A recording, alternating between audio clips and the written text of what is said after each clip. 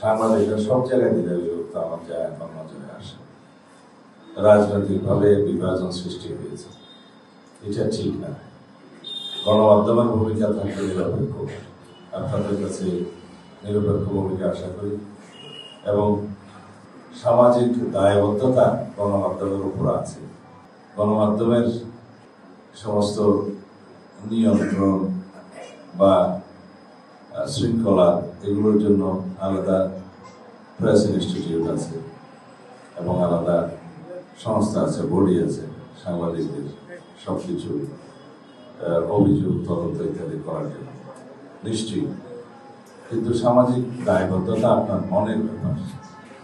Miss information বা disinformation দিয়ে সমাজে কোনো রকমের বিভ্রান্তি যাতে সৃষ্টি না হয় সেই দায়িত্ববোধটা আপনাকে পালন করতে হবে, সাংবাদিকদের পালন করতে হবে।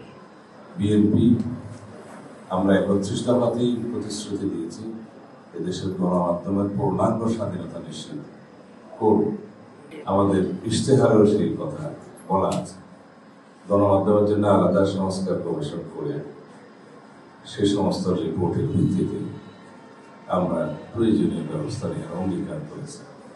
ইতিমধ্যে একটা গণমাধ্যম সংস্কার কমিশন করতে হয়েছিল অন্তর্বর্তীকালীন সরকারের সময়, তারাও রিপোর্ট দিয়েছে। সেই রিপোর্টগুলোও আমরা পর্যালোচনা করব ইনশাআল্লাহ।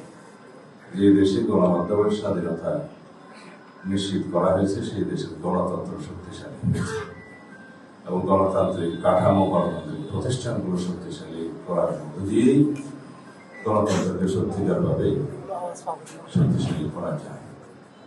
আমরা দেখতে পেয়েছি বিগত 16-17 বছরের ইতিহাসে গণমাধ্যমের ভূমিকাও অনেক ক্ষেত্রে দলীয়করণকৃত ছিল, সেটা খুবই দুঃখজনক, যার কারণে আমাদের গণতান্ত্রিক ব্যবস্থা হোঁচট খেয়েছে।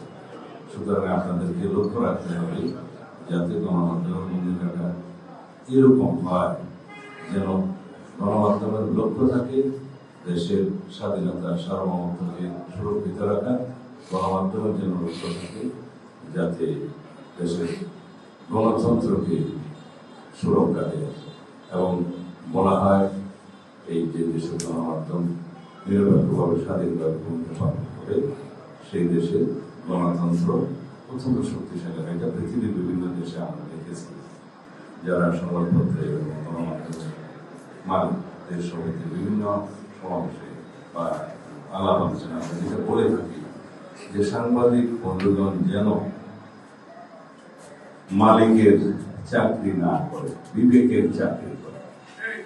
যদি গণমাধ্যমের বন্ধুগণ, গণমাধ্যম কর্মীরা যদি বিবেকের কাছে দায়বদ্ধ থাকে তাহলে এই দেশের গণমাধ্যম সত্যিকার স্বাধীন থাকে। ধন্যবাদ আপনাদের সবাইকে।